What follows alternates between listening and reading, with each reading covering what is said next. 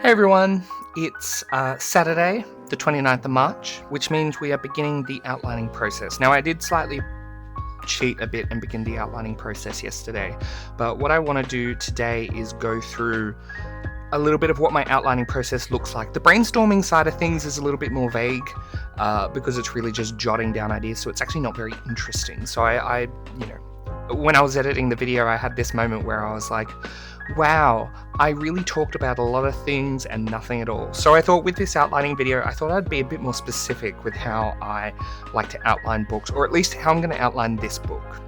So what I have is I have my handy dandy tablet in front of me, a pen, and we're just going to basically work through what a book looks like for me in very broad strokes. And the idea with this video is to sort of give you an understanding of how I outline, how you can outline, and how easy it is to break a book down into little pieces so it feels more manageable. So what we're going to do is we're going to start with some basic knowledge. And the basic knowledge is that most stories occur within what is called the 3-act structure. And the 3-act structure has a couple of different ways that you can format it. Now, if you were Disney, and if you look at a lot of Disney films, break a Disney film down into 100 minutes or thereabouts. And the way it works is basically the first 25% is the first act. The second 50% is the second act. And the final 25% is Act 3. So we've got 1, 2, 3.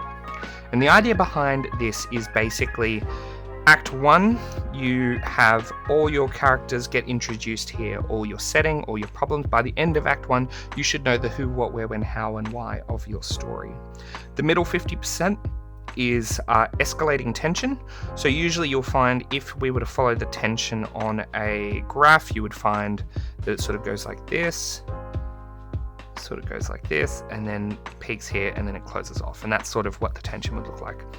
And then you have Act 3, which is your climax and your denouement, if you have a denouement. Sometimes the climax is pretty quick to the conclusion. Now, the idea behind this is basically it means by having a short intro, you're not spending too much time having to set everything in place. Everyone is sort of on board pretty quickly, and especially Disney is generally it's children's films. And so the attention span isn't necessarily going to be there to sit through anything more than about 25 minutes worth of setup and establishing the characters and establishing the story and what's going to happen. So having the middle section can lull a bit. So what tends to happen is somewhere halfway through this middle section, you have a midpoint high. And so the midpoint high is usually like a little mini climax. If this was TV, so if we look at the Stormlight Archive adaptation I did, the mid-season climax that happened at the end of episode 5. And for Stormlight, the mid-season climax was Kaladin being hung out in the storm, Shallan's lesson, and Dalinar's vision where he witnessed the recreants. So that's sort of what happens there, which is why you have this little dip, and then it goes back up, builds up, you have a little bit of a dip, and then you get through to the conclusion. Now, that's all well and good for film. Books don't tend to be as easy to sort of figure out. So what I like to do instead when I look at my 3-act structure for a book, and this is something that I think The Hunger Games uses. I think The Hunger Games is a tremendously well-structured book series, so it's really great to turn to it for examples. But the 3 acts in The Hunger Games and the 3 acts that I really like are 3 equally lengthed acts. And if we break that down, we've got Act 1, Act 2, Act 3. And in the Hunger Games books, this boils right down to parts 1, 2, and 3, with each part being an equal length in chapters. So each part is 9 chapters long, the whole book is 27 chapters long, so it's a very even spacing thing. Now, within each of those parts, you can sort of break them down a little bit further. So what you tend to find is at the end of part 3, you're going to have a climax. at the end of part 2, you're going to have a little mini climax. At the end of part 1, you're going to have a little mini climax. And the end of each part really should pull us into the next section of the story. As the main character's motivations change and evolve over the course of the story, these moments sort of become the pinnacle points, which then lead us into the next part. So if we go really simple, super duper simple, let's start with part 1. Enjoy my beautiful handwriting. Now again, I'm going to put a second layer here just to help with my own thing. We're going to look at part 1 as a slow ratchet of tension. So if we look at tension's the red line, and I'll just pale it out just so that it's not screwing around too much with everything. You with me so far? Now, generally speaking, especially from my perspective, I'm usually writing young adult or children's books. We don't want to spend too long in the establishment. If this was let's say a Brandon Sanderson novel, you would probably find establishing the story ends at the end of part 1. Or close enough to the end of part 1. If we look at a Stormlight book, Stormlight's sort of structured a little bit differently, but if we look at something like Mistborn, it's divided into 5 parts. And so the end of part 1 probably happens somewhere around there. So at the end of the day, it's not that different. So because I write young adult novels, I really want the inciting event to happen here. There's a phrase in, I think it's script writing, which is called in late, out early. And the idea is basically you begin the scene, the story, the sequence as late as you possibly can for it to still make sense, and you leave that scene as early as possible for that scene to make sense. And the idea is basically to get rid of some of the dead space, the dead storytelling space, really, where it's not doing a lot of the heavy lifting. You really want to get into the heavy lifting. And YA novels are the same. You want the book to do the heavy lifting. So I'm going to use The Hunger Games because it's a really well-structured book. At the end of chapter 1, which is the inciting incident, we have the reaping. We have Katniss's sister's name is drawn out of the bowl, which sets off the sequence of events that then unfold. Now, generally speaking, the way I work out these parts is not chronologically. Usually what I'll do is I will sit here and I'll go, what is the inciting event? So we've got that. So what we're looking at here is the climax at the end of part 1. And this sort of represents, if you think of it like there are some bits of the story that are story level problems, and there are some things that are act level problems, and there are some things that are like chapter level problems. And storytelling is literally just repeatedly problem solving. So if we were to break it down here, this climax sort of represents not necessarily a resolution, but it's usually going to be some sort of escalation point where the story sort of builds up. So this is what we would call plot point 1. Now, the other thing that you would break this down into is there would be a middle part, which sort of represents a midpoint. As I said, in the midpoint of the book tends to be sort of like a tentpole moment. It's sort of a big crescendo before we lead into the bigger crescendo of the climax of the book. So the midpoint in part 1 is usually going to be sort of a smaller event that helps progress the story forward. It might be some action, it might be a revelation, it might be a change in the stakes, it might be a change in understanding of how the world works, that sort of thing. And that's sort of how we'd break down part 1. Because then what it becomes, if I change colours again to, let's go with a green.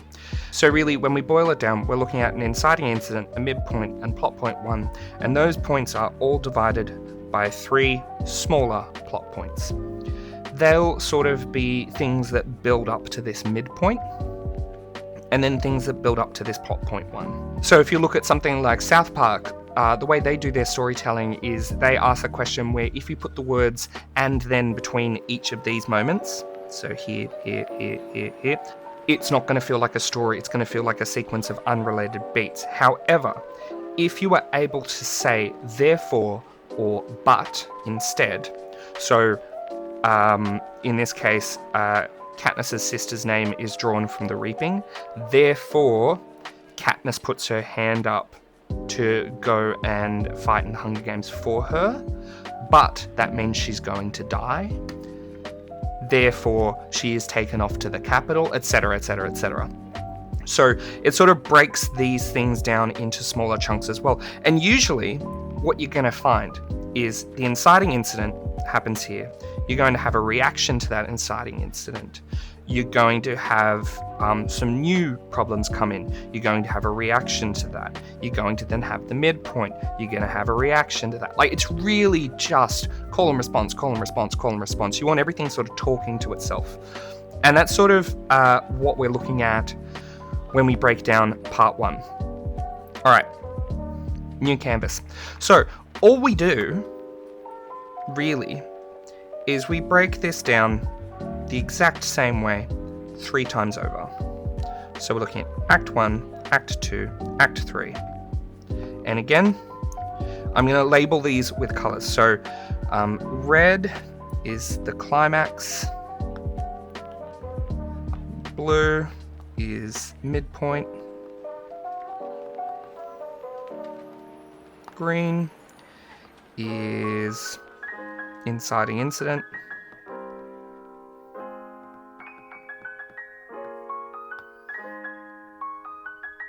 this colour here, sort of like a yellow, is the in-betweens,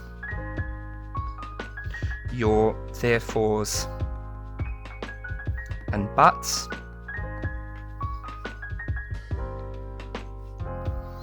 And keeping in mind, these labels are generic. So normally a climax would just be the climax of the book, which had happened somewhere around here. But because we're looking at storytelling in 3 parts, it means you're going to have a little climax here, and you're going to also have a little climax here. Now again, these don't have to be actual action scenes. These don't have to be battles. These don't have to be crazy big things. Again, if we look at the Hunger Games, the end of Act 1 is Katniss finding out that Peter is in love with her. Now that, in and of itself, changes the stakes, it changes the rules, it changes how the story unfolds. In the end of Act 2, similarly, that is when Katniss finds out that 2 victors are allowed to leave the arena together as long as they're both from the same district. So again, we're talking about changing the stakes, upping the ante, and increasing the escalation of the story, looking at this sort of progress. Now, I'm going to break this down into 2 parts. So we are going to have a midpoint and a midpoint here. The midpoint here in Act 2 is going to be slightly different because it's going to be our midpoint climax. Now, the midpoint climax for the Hunger Games is them blowing up the food, and then the fallout from that, therefore, is the sequence with Katniss burying Rue. So that's our mid-season climax. Mid-season. I'm still in TV mode from the Stormlight video. Now, these midpoints, you could probably also call them, I think they're sometimes called in television like story turns. They are where the story turns. They are the points around which the story turns, or the point at which the story changes direction. So it's when new stakes are introduced, new characters are introduced, new rules. These moments here are going to be not really fresh starts, because it's not really about inciting incidents, but they're going to be the events which kick off the vibes for each part. So each part has sort of like a question that it's trying to answer.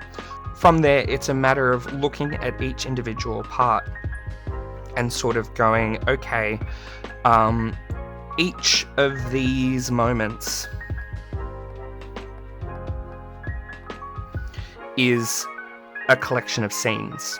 So I'm going to break this down into individual scenes. So I'm going to say, I'm going to give you some of the opening. So the story opens with our main characters on a rooftop, and they're watching what looks like fireworks, but is actually a battle happening.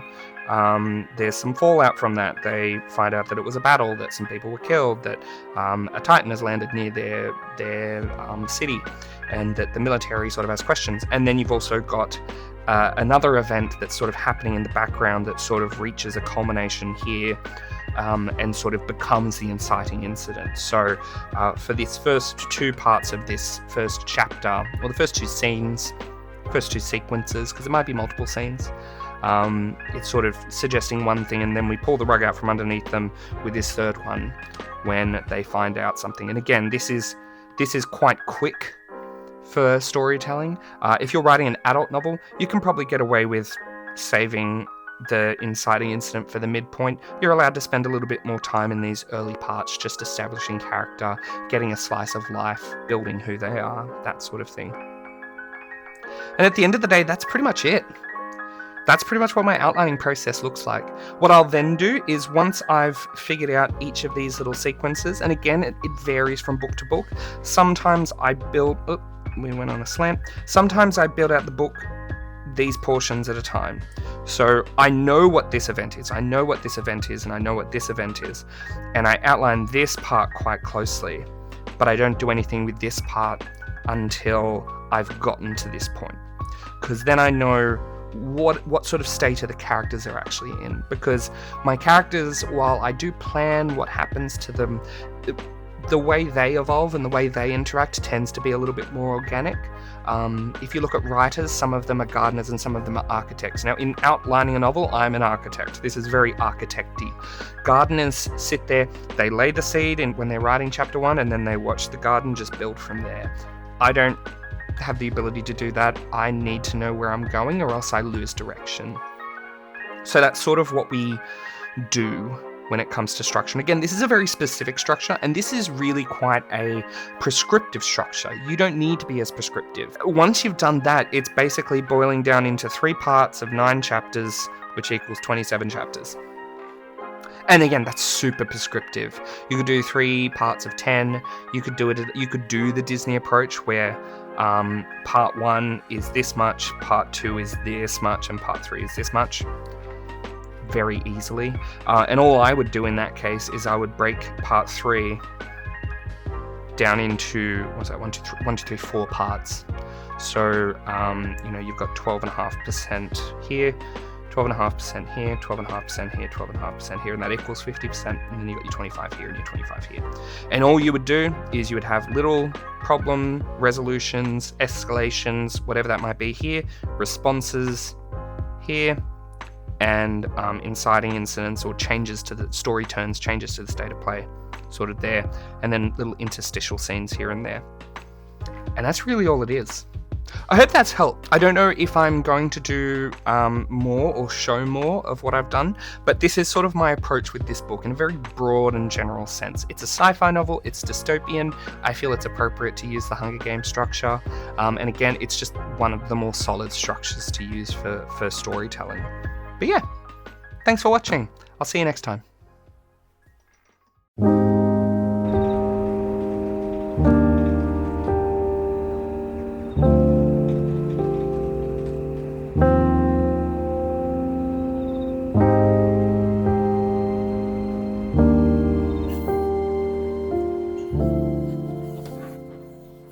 Hey everyone, it is Tuesday, the 31st of March.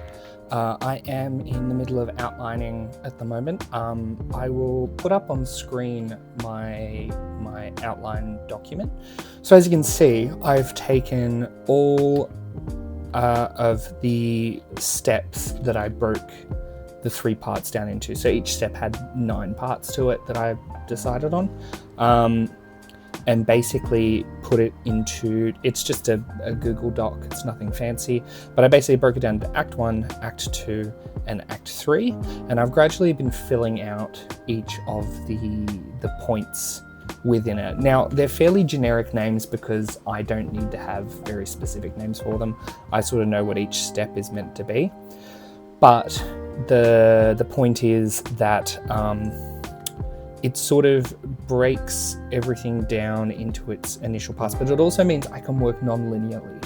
So I can go all the way to part 3, put in what the what the climax is, what the denouement is, what the midpoint climax is. Like I can put all the key beats in there, and I can sort of fill in the gaps in between with the things that I know need to happen in between. Now, these aren't designed to be prescriptive. These are designed as a guide for me to help basically pace out the novel, to make sure interesting things are happening at a semi-regular rate, that new story beats are being introduced, the structure works really well.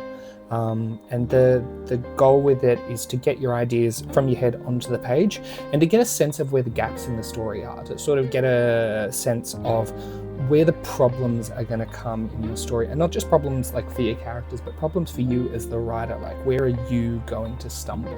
Where are you most likely to drop the ball? And I think it helps, once you've sort of got everything on the page, to go over it, assess everything, and figure out if there's anything missing, if there's any logical leaps that you're making that you're like, hang on, that shouldn't happen that quickly. One of the things that I noticed while writing was I had one event happen like 2 chapters after this character is introduced to this concept, and I'm like, that's going to feel too quick. That's going to feel like the character is a bit of a Mary Sue. They're going to suddenly be so good at this thing that they've only just learned about. So in the interest of breaking it down, I'm going to move that sort of scene around. And because I'm just dealing with like a spreadsheet, because it's just a table, I can just move it around, just copy and paste it into a different box and see where it fits within the rhythm of the story. Something I will call out on this is that in the final part, I have broken down the ending of the book into, as we can see, I've still got a midpoint climax, and I've still got a plot climax, but I've also got a thing called a character climax. And what that is basically, a lot of the times, especially in like my novels at least, the way I work is I am building up towards a plot climax. The plot climax is what the plot is building to. It is the big battle, it's the explosive ending, it's where everything hits the fan and goes wrong. But then you always have a quieter, smaller character climax. And I usually think of this as like the moment of realization for someone. This is the moment they piece together something important about their character that makes them pull through. If we look at like a Stormlight novel, this is when a character like Kaladin would swear one of his oaths. So it's like, we've got the big battle happening over here, but then in amongst that we have this quiet, not always quiet, but usually pretty quiet, sort of character moment where the main character is sort of ascending and reaching a point of, I'm going to use the word apotheosis. And if I've used that incorrectly, I'm going to cut this bit out. But they're reaching this point of apotheosis where they've basically achieved what they need to achieve personally in this story. What is this flaw they've overcome? What is this barrier they've overcome? And it's going to vary from character to character, but for Owen as the main character, it's going to be a very personal sort of interaction. It's going to be him letting go of something, I think, at the moment. We'll see what happens once the outline sort of come together. In the book, it was slightly different, but I think with some decisions I've made in this outline, I can actually make it hit a bit harder, make it feel a bit more thematically appropriate and in keeping with the rest of the story. It's not just a character moment, but it's a character moment that's informed by everything around it. So we'll see how that goes. But yeah, that's where we're at the moment. As I said, we've still got a couple of days. I would like to get this done by Friday. And then once we've finished that, we're going to jump over to this outline. Now this is just Scrivener. This is my outline for the book so far. There's only a couple of points in it at this point, but it is meant to represent each step in the story. And the way it's broken down is actually an outline system I've stolen from somewhere else. I wish I could remember where, but it's basically looking at story beats, and it makes sure that each of your events that you're working on feed into the next one. So alpha point is sort of like, what is the plot point that we're dealing with? What happens is what happens. What's the consequence of what happens? Why does the consequence matter? The realization is sort of, it's not necessarily going to be something huge. In this case here, we've got one where it's like,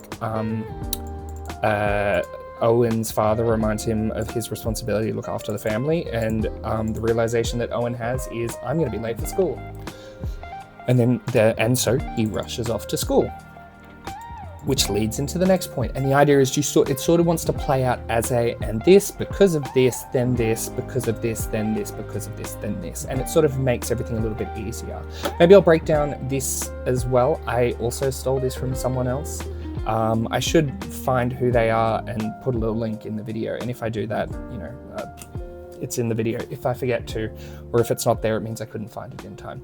But yeah, that's where we're at now. Yeah, we'll probably check in again on Friday. Overall, though, I'm feeling pretty positive about this. Also, this is a fun one.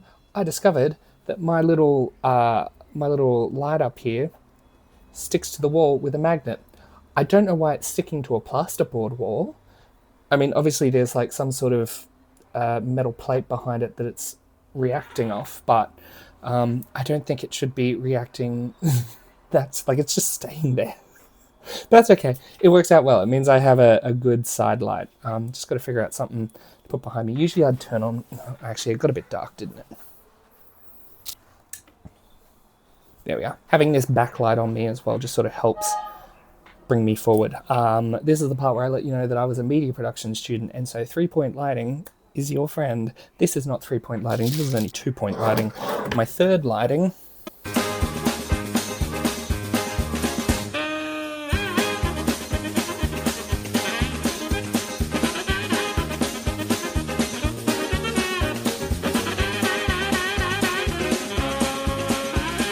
I will see you probably on Friday.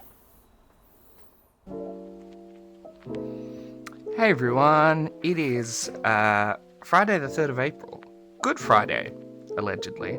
I have had a rough week.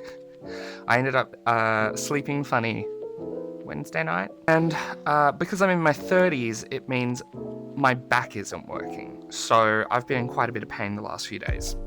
It is still not great, but it is improving. Out of frame. Oh, knocking over things with my hat. Out of frame, we have a hot water bottle. But once I'm done recording, I'm going to probably sit somewhere around here in the hopes that it sort of sorts it out. But until then, we are leaving this out of frame.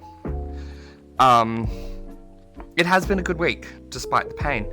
The outline is mostly done. If I look at it, part 1, I mean, it was finished in the first video, so that's fine. Part 2 only has 2 little sections to do, and it's the 2 bits before the climax, the part climax, so the end of part 2. So what I labeled shift 2 and the build up. And then Act 3 has a few more blank spaces. So 1, 2, 3 blank spaces. I'm overall pretty happy with it. I'm going to sit down today and sort of finish the outline, and then I'm going to start writing. Hopefully I might start today. I am very tired. Because of my back pain, I've not been sleeping well. So I'm very tired. I'm glad it's a 4-day weekend. If all I end up doing most of this weekend is just laying in bed and playing Pokemon, then that's great, 10 out of 10. But I would like to get some writing done. I would like to get a head start on this because I think the 4-day weekend is a great opportunity. So I would like to start today. We'll see how we go. The more detailed outline, the coloured one within Scrivener, is nowhere near as filled up, but I have left that because if we're looking at it from a general perspective, I outline the macro stuff, so the big picture stuff in broad strokes. And then as I get more specific, I leave that till I'm closer to it. So the 9 steps, 3 parts, that thing, that I fill in because I need to know that I have enough of a story to fill out a story. As I go to the chapter by chapter part though, that starts to become less specific. So I will probably try and fill out this outline till about the midpoint, just so that I know what's going to happen. But there's still going to be scenes that I have happen that don't fulfill any of these scenes that are added in, that sort of come naturally in the telling of the story. That's a very normal way to approach it for me, at least. So ultimately, we're in a good position. We're in a really good position. But now comes the hard part. We're up to the actual drafting of the book. I don't know what these posts are going to look like for the drafting of the book, because obviously I can't give away everything. I might, if you have any thoughts on what you want to see though, feel free to leave a comment below and let me know what you would like to see. As far as non-writing videos go, I've been trying to think of what video I want to do next for a video essay. I kind of want to do a video on everything everywhere all at once, so I've started doing my usual thing, which is looking at what other people have done to make sure I'm not retreading existing ground. I also have an idea for a Digimon video that I kind of want to do. I wouldn't mind doing a Pokemon video at some point. Yeah, there's a couple of ideas that I have floating around my head, but we'll just see which one sparks my fancy. Anyway, if you like what you see, please give me a subscribe, please like the video, leave a comment, everything helps. Share it with a friend if you can. If you want to follow me on my socials, they are also listed below. And if you want to check out any of my books, they are available on Amazon right now. My recommendation today is The Thunder Path, which is my sci-fi western novel. It's a story about a girl who makes a deal with the military who wants her dead to go to the one place she does not want to go to rescue people who do not want her around. It's a very, very messy novel, but I think it's a really great story. I think it's a really strong story, and it's a very personal one as well. So I hope you'll check it out. But yeah, that's pretty much it. I'll see you in the next video. Ta-ta for now. Ta-ta for now? Who the f*** says ta-ta for now? I've been watching too many British people. Anyway, bye.